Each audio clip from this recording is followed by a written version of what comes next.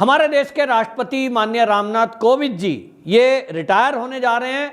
24 जुलाई को इनका पूरा कार्यकाल हो रहा है। इसके बाद देश का 15वां राष्ट्रपति चुना जाना है। उसके लिए भारत के चुनाव आयोग ने बाकायदा प्रेस कॉन्फ्रेंस करके इस चुनावी प्रक्रिया की घोषणा कर दी है। इस घोषणा के अनुसार चुनाव आयोग ने कहा है कि 18 जुलाई को राष्ट्रपति जी का चुनाव होगा। 15 जून को इसके लिए बाकायदा अधिसूचना जारी की जाएगी। नामांकन की जो अंतिम तारीख है वो 29 जून होगी और उसके अगले दिन यानी 30 जून को ये इसमें जांच की जाएगी। जो नामांकन पत्र होंगे, जितने भी लोग राष्ट्रपति जी के लिए, राष्ट्रपति पद के लिए खड़ा होना चाहते हैं, वो जो नामांकन है उसको अगले दिन तक शॉर्ट आउट कर लिया जाएगा। और नाम वापसी की जो तारीख है वो 2 जुलाई रखी गई है, यानी 2 जुलाई तक अंतिम फैसला हो जाएगा कौन कौन लोग चुनाव मैदान में हैं। हालांकि हम बताएं, अभी तक भारत की ये परंपरा रही है कि वो आम सहमति से सभी दलों से बात करके इसके लिए राष्ट्रपति को चुनते हैं। लेकिन इस बार भी देखना होगा कि क्या इस बार भी इसी तरह ये आम सहमति से राष्ट्रपति का चुनाव किया जाएगा या इसके लिए एक के अलावा कोई दूसरा कैंडिडेट भी चुनाव मैदान में होगा।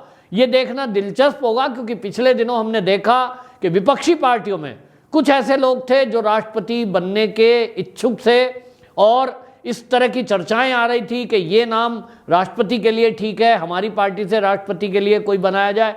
इस तरह की बातें चलती रहती हैं, लेकिन इस मामले में सारा कुछ खुलासा अब 29 तारीख को हो जाएगा, जब नामांकन करने की तारीख आएगी। इसी में आपको ये भी बता दें, ये जो प्रक्रिया है आम चुनाव से थोड़ा अलग है। जिस तरह से हम लोग MP MLA का चुनाव करते हैं तो उसमें आम जनता वोट डालती है, लेकिन राष्ट्रपति जी का जब चुनाव होता है तो उसमें जनता का प्रतिनिधित्व होता है, इनडायरेक्ट होता है। हमने अपने विधायक को वोट दी है, हमने अपने लिए अपने क्षेत्र का सांसद का चुनाव किया तो उसमें वोट डाली है। अब राष्ट्रपति जी के चुनाव में ये MP और MLA वोट डालेंगे। यहां आपको यह भी बता दूं कि इसमें जो नामित सदस्य होते हैं, जो नामित सदस्य हैं, जो MLC होते हैं राज्यों में, उनका वोट नहीं पड़ता है। इसी तरह जो देश के राष्ट्रपति जी हैं वो 12 सांसद ऐसे होते हैं जिसको वो नॉमिनेट कर सकते हैं, वो भी इसमें वोट नहीं डालते। यानी 12 सदस्य वो जो राष्ट्रपति जी के द्वारा नामित किए गए, राज्यसभा में भेजे गए, वो इसमें वोट नहीं करेंगे और जो विधान परिषद के सदस्य हैं MLC, वो इसमें वोट नहीं करेंगे। देश के जो सांसद हैं उनका वोट का वैल्यू 708 ये फिक्स है हमारे देश में। लेकिन जो MLA होते हैं उनका वैल्यू निकाला जाता है और वो राज्यों की जनसंख्या के हिसाब से हर राज्य की वैल्यू अलग अलग है। इसमें आपको बताएं कि जो उत्तर प्रदेश के MLA हैं उनके वोट की वैल्यू सबसे ज़्यादा है और उसको निकालने का एक तरीका है, वो उस तरीके को इस्तेमाल किया जाता है। और इस वोटिंग में ये आपको बताएं कहा जाता है सिंगल ट्रांसफरेबल वोट सिस्टम। इसमें जो विधायक वोट करेंगे, जो सांसद वोट करेंगे, उनको अपनी 3 पसंद बतानी होती है, पहली, दूसरी, तीसरी।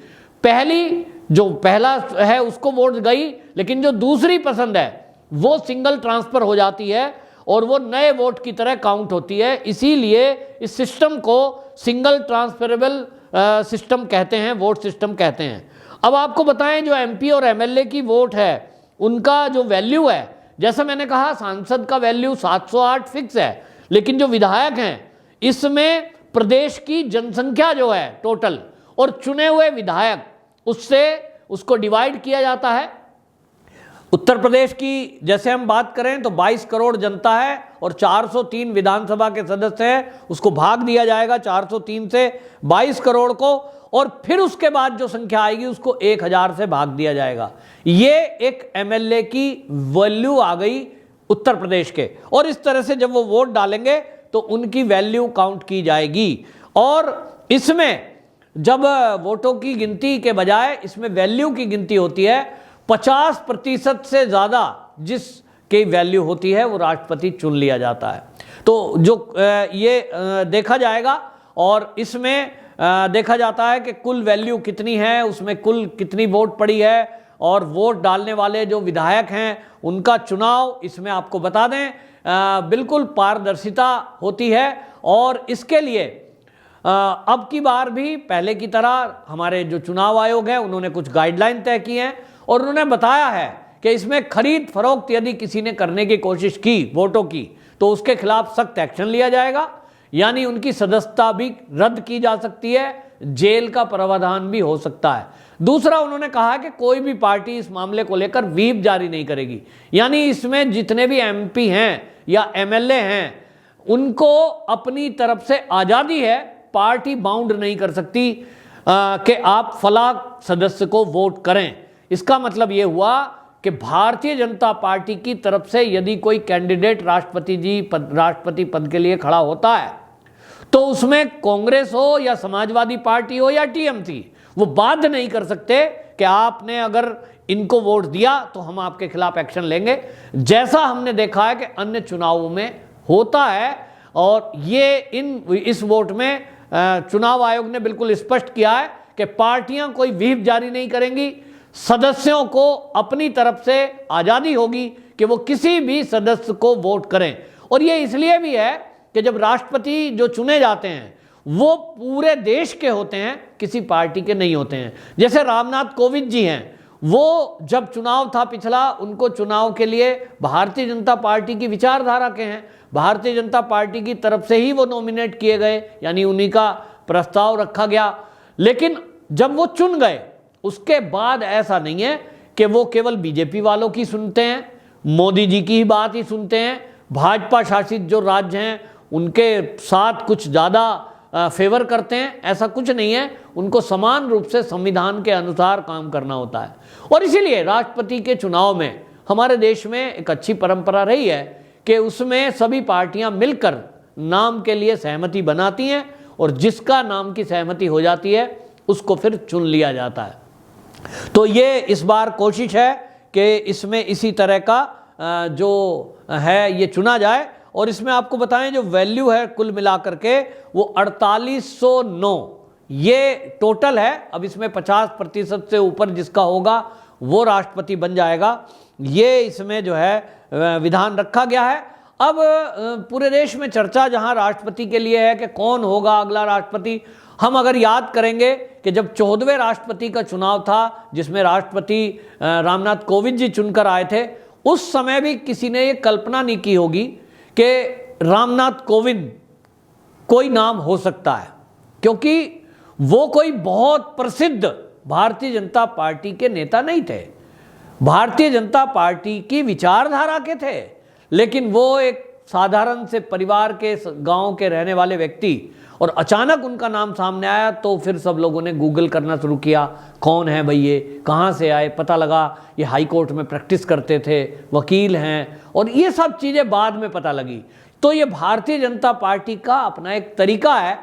वो मोदी जी की तो वर्किंग स्टाइल ही है कि वो कई मामलों में अचानक चौंका देते हैं और चौंकाते हैं। लेकिन जो अभी तक आपको बताएं जो अंदाज़ा है, जो हमारे सूत्र हैं वो ये बता रहे हैं कि इस बार जिस तरह से भारतीय जनता पार्टी अनुसूचित जाति, अनुसूचित जनजाति और ट्राइबल एरिया को, जो आपको बताएं जिनको आदिवासी बोलते हैं, उस तरफ सरकार का ध्यान है।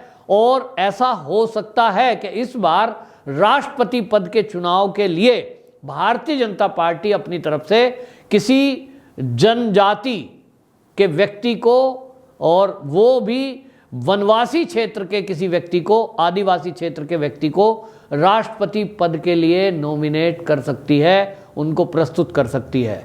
ये एक उदाहरण होगा देश के लिए कि कहीं वनों में रहने वाला कोई इस तरह की जनजाति में जन्मा व्यक्ति भी हमारे देश का राष्ट्रपति हो सकता है। जो आपके दिमाग में कोई फेमस प्रसिद्ध पर्सनैलिटी होंगी तो उनको शायद भारतीय जनता पार्टी अपना पहली पसंद ना बनाए, ये बात अलग है कि पहली, दूसरी, तीसरी पसंद सांसदों से भी पूछी जाती है, विधायकों से भी पूछी जाती है। तो भारतीय जनता पार्टी में भी कुछ नाम ऐसे हैं जिन पर विचार विमर्श किया जा रहा है। कुछ ही दिनों के इंतजार के बाद ये विचार विमर्श आपका समाप्त होगा और ये बात पक्का है कि मोदी जी इस बार भी देश को चौंकाने वाले हैं। और एक ऐसा नाम आपके सामने आएगा जो कभी किसी ने कल्पना भी नहीं की होगी। कोई वो हाईलाइट नाम नहीं होगा, ऐसा जो अंदेशा है।